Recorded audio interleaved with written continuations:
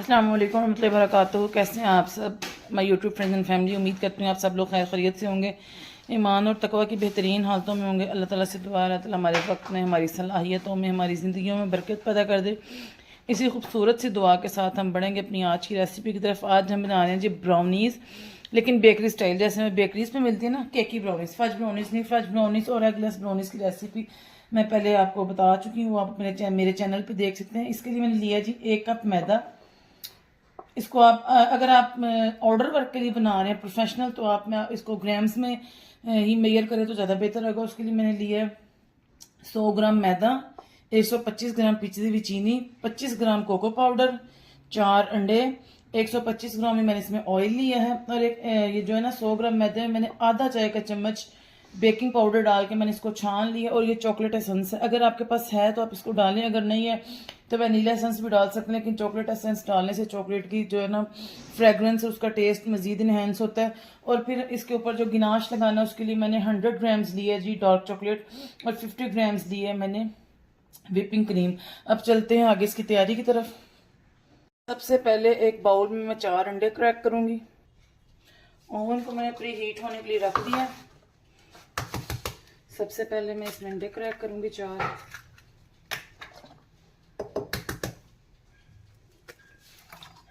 2, 3 और ये 4 अंडे इसमें मैंने क्रैक कर दिए। अब इसमें मैं पिसी हुई चीनी शामिल करूंगी। पिसी हुई चीनी शामिल करके मैंने इसको इतना बीट करना है कि ये इसका वॉल्यूम जो है ना वो डबल हो जाए, बिल्कुल फोमी लुक आ जाए। स्टार्ट से हम इसको आहिस्ता बीट करेंगे ताकि ये चीनी बाहर नहीं निकले। आहिस्ता बीट करेंगे।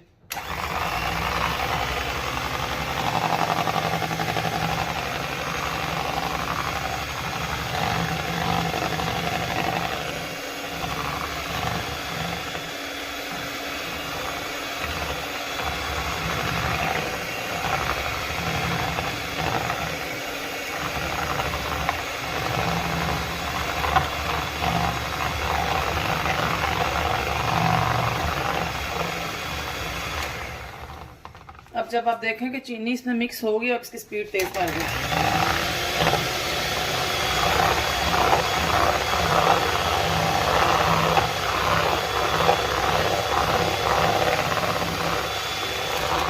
घुमा घुमा के बीट करें ताकि हर जगह से बीट हो, चीनी अच्छे तरीके से मिक्स हो। कम से कम इसको 5 मिनट बीट करूंगी मैं।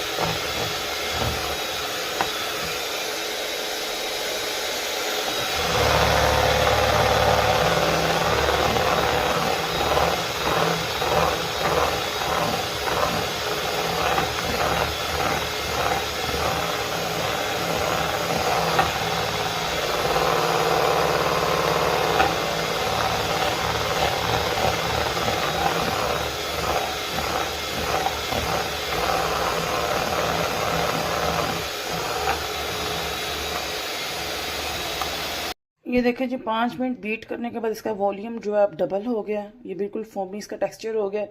अब इसमें मैं लो स्पीड पे ना, यानी बीटर को बिल्कुल स्टार्ट में लाके ऑयल मिक्स करूंगी। बिल्कुल स्टार्ट पे आहिस्ता आहिस्ता।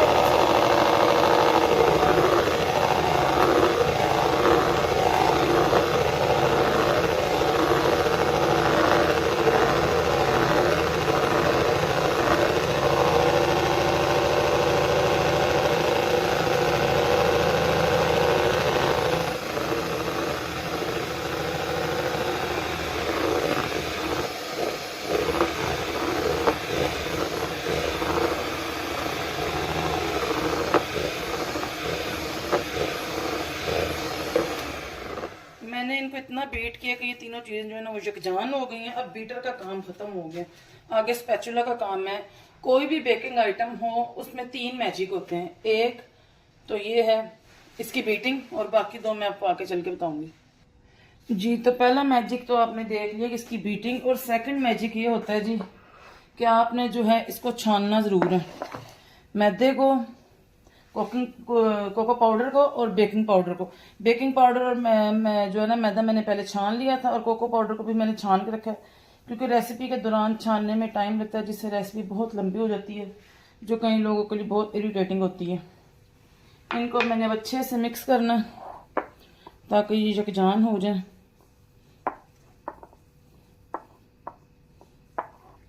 ओवन मैंने अपना प्री हीटिंग पे लगाया हुआ है, आप चाहें तो इसे पतीले में बेक कर सकते हैं।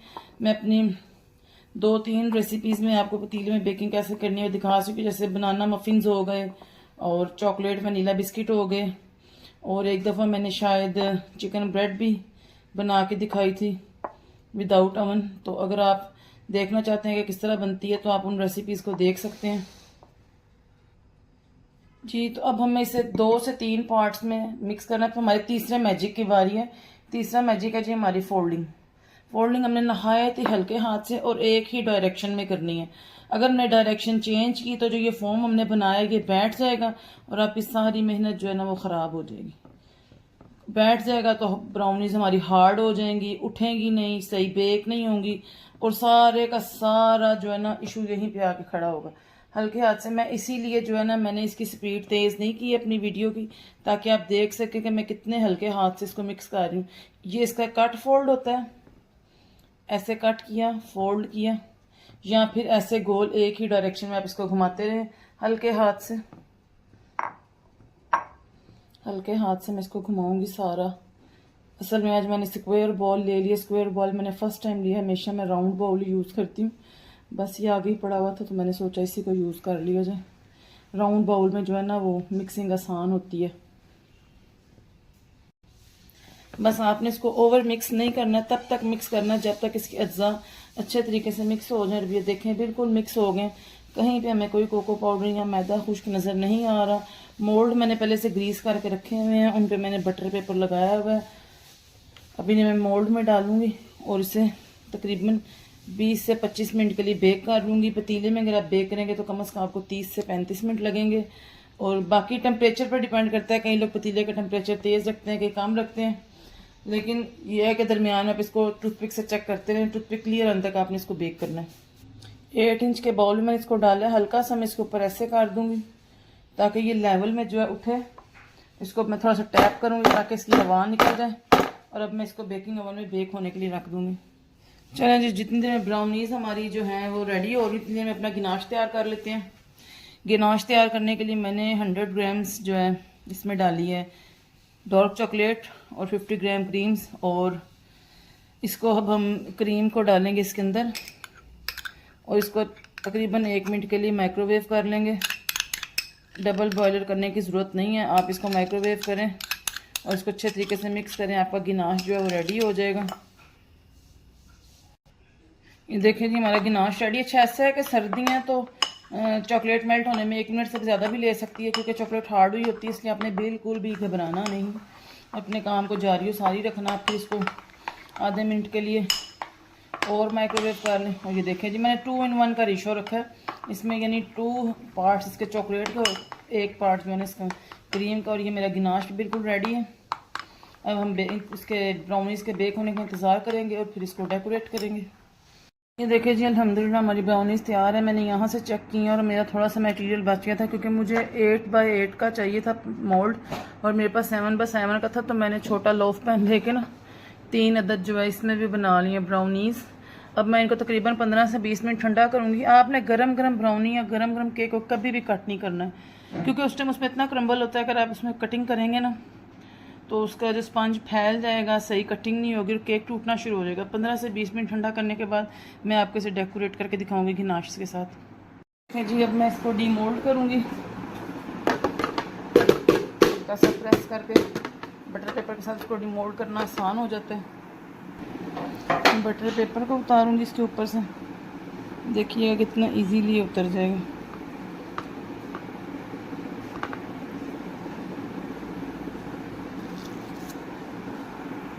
जी तो मैंने इसमें से हाफ़ को कट कर लिया क्योंकि मुझे अपने बच्चों के लंच बॉक्स में देनी है, और हाफ़ को मैं आपको डेकोरेट करके दिखाऊंगी।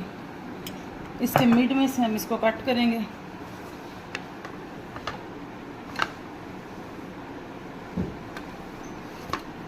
अगर तो आप प्रोफेशनल हैं फिर तो आप इसको इजीली कर लेंगे कट, नहीं तो आप टूल भी यूज़ कर सकते हैं जो आजकल मार्केट में मिल रहे हैं इनको मिड से कटिंग करने के लिए।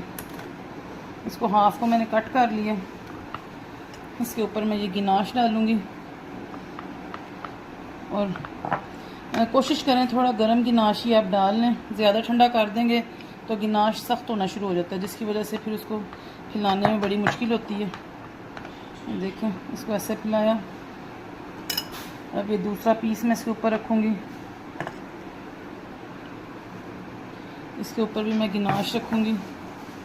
अच्छे तरीके से इसको फैला लें। मेरी पैलेट नाइफ़ इस टाइम वॉश होने वाली थी तो मैंने इसको स्पून से फैला लिया। मकसद इसको फैलाने का है और आपको ये बताने का है कि कोई भी चीज़ अगर नहीं है तो वो कोई इशू नहीं है, हम इसको बना सकते हैं इजीली। हमने किसी चीज़ को बहाना नहीं बनाना कि हमारे पास ये चीज़ नहीं है तो हम ये नहीं बना सकते। ये देखें, ऐसे इसके ऊपर गिनाश आ गया। अब इसके ऊपर मैं क्रीम से के साथ लेयरिंग करूँगी।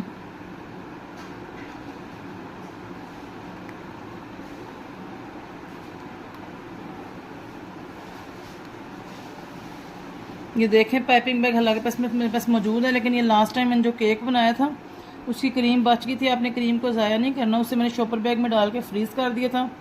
उसी शॉपर बैग में मैंने छोटा सा सुराख किया और इसको मैंने ऐसे इससे लाइनिंग कर ली है।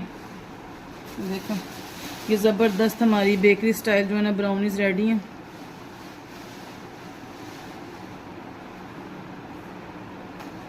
पैटर्न आप अपनी मर्ज़ी से कोई भी दे सकते हैं।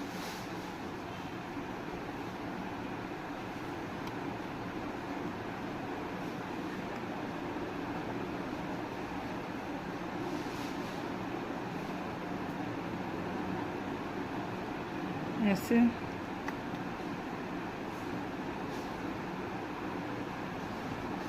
ये देखें।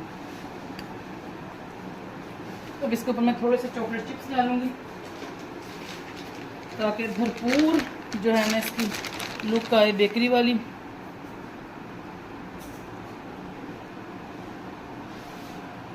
और अब मैं आपको इसे कट करके दिखाऊंगी। वैसे तो आपको पता लग गया होगा कि ये कितनी मॉइस्ट बनी है, जिस दौरान मैंने कटिंग की है उस दौरान ही। अब इनको मैं हाफ़ कट करूँगी। इन्हें आप चिल कर खाएँ। इसके साथ आपको आइसक्रीम की ज़रूरत नहीं है क्योंकि उसके ऊपर वैसे इतनी क्रीम और गिनाश वगैरह लगा है। अब मैं आपको इसे डिश आउट करके दिखाऊंगी। ये देखें जी, ये है इसकी फ़ाइनल लुक। आई होप आपको ये पसंद आई होगी। अगर आपको पसंद आई है इसको लाइक करें, शेयर करें, सब्सक्राइब करें, बेल आइकन को प्रेस कर दें ताकि मेरी हर आने वाली वीडियो की नोटिफिकेशन जो है वो आपको मिल सके। अब मैं आपको दिखाती हूँ कितनी सॉफ्ट बनी है। ये देखें, ये कितनी सॉफ्ट है। इसके अंदर की लेयर आपको नज़र आ रही होगी। मैंने आपको बाइट करके भी दिखाई है। इतनी मॉइस्ट, इतनी टेस्टी बनी है। अगर आपको पसंद आई आप इसको लाइक करें, शेयर करें और सब्सक्राइब करें। मिलती हूँ नेक्स्ट वीडियो में नेक्स्ट रेसिपी के साथ। अस्सलामु अलैकुम रहमतुल्लाहि व बरकातुहू।